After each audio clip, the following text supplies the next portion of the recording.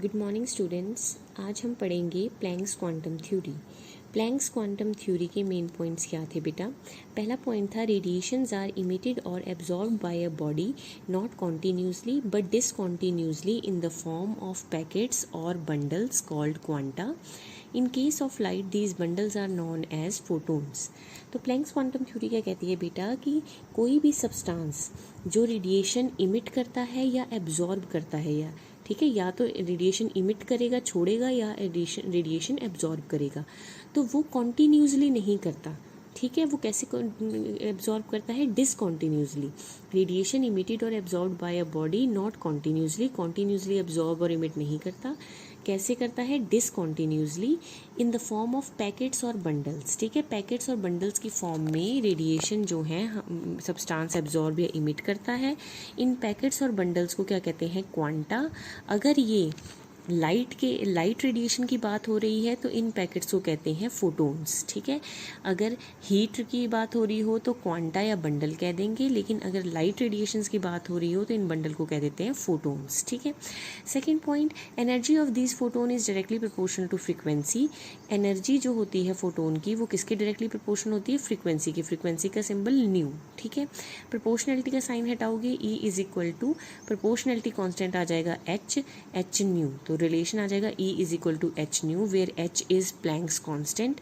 इसकी वैल्यू कितनी होती है? 6.627 इंटू 10⁻⁻34 जूल सेकेंड। ये वैल्यू आपको लर्न करनी है। तो रेडिएशन कहता है इमिट और एब्जॉर्ब होती हैं discontinuously in the form of packets या बंडल।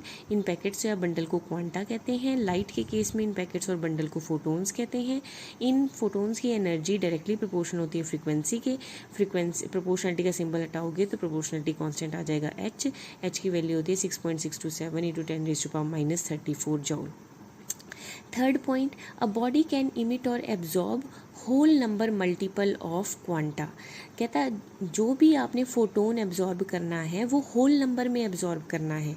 बॉडी ने एब्जॉर्ब या जो इमिट करना है फोटोन वो होल नंबर में करना है। जैसे 1, 2, 1 फोटोन, 2 फोटोन, 3 फोटोन, ऐसे नहीं होगा आधा फोटोन, 2/3 फोटोन, 3/4 फोटोन। फ्रैक्शन में फोटोन कभी नहीं आता, फोटोन हमेशा होल नंबर में आता है 1, 2, 3, 4, 5। तो E is equal to NH nu where N is number of photon. N can be in whole number 1, 2, 3, 4, 5. So this is Planck's quantum theory.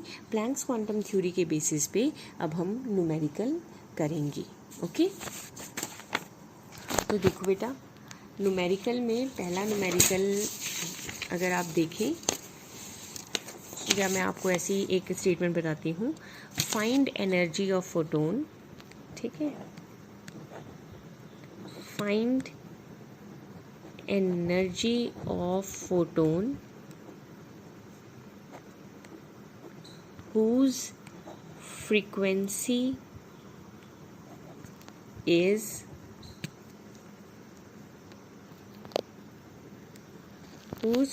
find energy of photon whose frequency is 3 into 10⁻⁶ second inverse. ठीक है, तो आपने energy find करनी है जिसकी frequency इतनी है। ठीक है, एनर्जी ऑफ ए फोटोन। ठीक है, तो इसके लिए फॉर्मूला क्या लगेगा? आपने एनर्जी का भी फॉर्मूला पढ़ा, E is equal to NH nu. ठीक है, E is equal to NH nu where E आपने फाइंड करना है। N नंबर ऑफ फोटोन कितने बेटा? 1, तो N is equal to 1। Frequency कितनी दे रखी है? 3 इंटू 10⁻⁶ सेकेंड इनवर्स।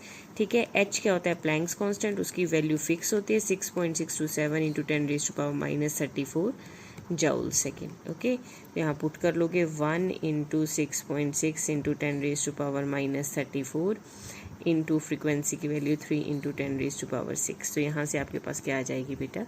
एनर्जी। ठीक है, तो इस तरह से आप एनर्जी का कोई भी न्यूमेरिकल निकाल सकते हैं।